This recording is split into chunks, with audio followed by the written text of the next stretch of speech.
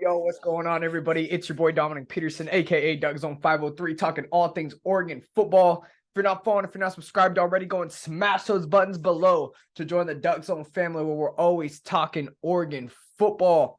At Doug Zone 503, it's the quickest way to get the quickest updates directly from me straight to your phone in an instant. At Doug Zone 503, go follow. Appreciate everybody that does follow, that does subscribe. We're almost to 500 subscribers. Can we get there? If you're not subscribed already, please, for free.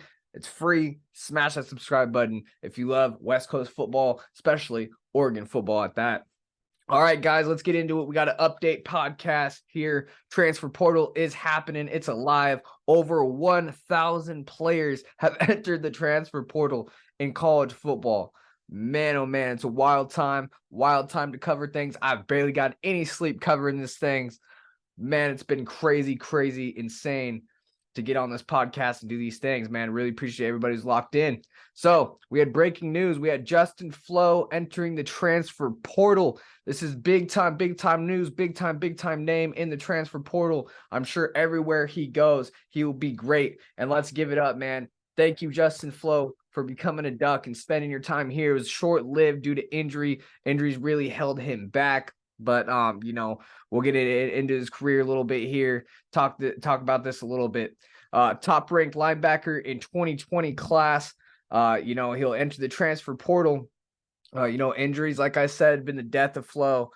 He played a combined 2 games in 2020 and 2021 years. So he has a lot of medical redshirt years. I think he has about 3 years of eligibility still. So whoever gets him is going to have him for a while. I think with the right coaching fit, the coach that recruited him here, the whole coaching staff that recruited him here, they left Miami. So that might be a good spot for him. USC going back home to Southern California would might be a good spot for Flowe. We'll see where he ends up. But, Flowe had 35 tackles with 2.5 for loss in 10 games this season. He had 2 starts. A lot of people thought he was going to be a star. A lot of people thought this was going to be his year. And given, you've seen what he did in high school. I mean, this guy was moving guys around like a monster. But I think when you come to college, the speed of the game catches up with you a little bit. Guys aren't as weak anymore. They're in that college weight room with that college training regiment, getting big. They're faster, stronger at the D1 level. And, you've seen it when Flowe kind of got into space and needed to make the tackle. He missed a lot of tackles, more than he made those tackles. Okay, I'm not here to pick on Flowe. I think he's a tremendous athlete, and given his potential, if he reaches it, he could be a very, very top 5, top 10 NFL draft pick. I mean, this guy has the physical capabilities of dominating the game.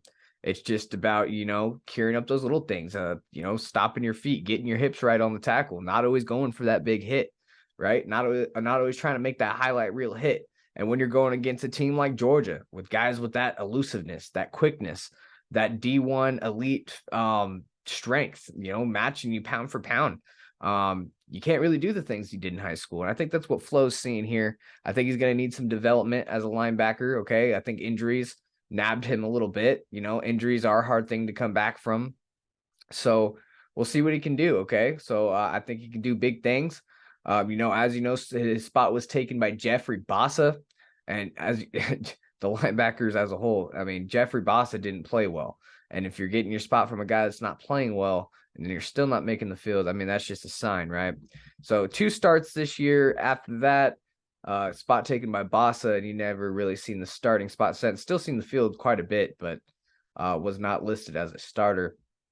Flowe will be joining receiver Dante Thornton, running back Byron Cardwell, quarterback Jay Butterfield, edge rusher Braden Swinson, offensive lineman Brand Walden, linebacker Jackson LeDuc, edge rusher Brandon Buckner, tight end / outside linebacker Terrell Tillman.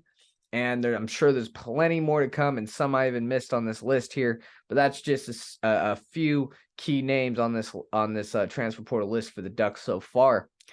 It's officially December 6th, 9:14 a.m. time of this recording.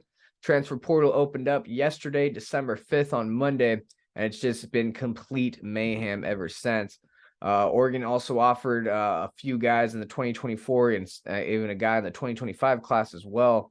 Like I said, guys, at Doug Zone 503, if you want to get those direct updates from me, all things recruiting.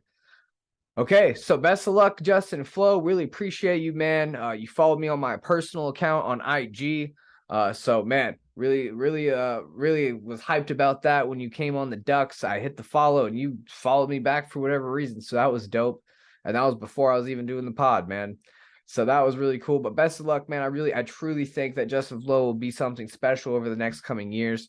I don't know if it'll be next year, but we'll see, man. I think with good coaching, you'll get you right. Guy will bring you a load of energy on your team. If you got a team like, let's say Colorado, right? Deion Sanders, you've seen him comment under that Hayes Fawcett post. If anybody's seen that, Deion Sanders is probably going to offer Justin Flowe for sure. If he's able to go to a coach like Deion Sanders, man, and match Justin Flowe's energy and really coach him up, I think Justin Flowe could do some big things. Okay, back to the transfer portal news. Wanted to throw this in here on this podcast. Big time offer that I'll be watching. I know every D1 school is going to be offering this transfer here, but Oregon went ahead and threw their name in the hat, see if they can land them. Oregon offered defensive back Kyrie Jackson. Okay, this is an Alabama transfer. He was a 4-star defensive back out of high school. Big time transfer, guys. This is one to watch. Christian Gonzalez is going to the draft. Secondary was pretty weak last year. I'm sure Oregon's going to be looking pretty much every position defensively in the transfer portal to upgrade some things and make some positions deeper than they were last year. So this is a big one to watch so far that Oregon has offered as a transfer. They offered a whole bunch of prep recruits, as I said last night. Put those updates out for you guys this morning.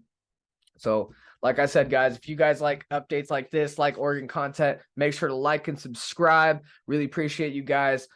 As always, guys, I'll see you in the next one. As always, guys, let's be on the lookout. It's transfer portal season. It's going to get crazy.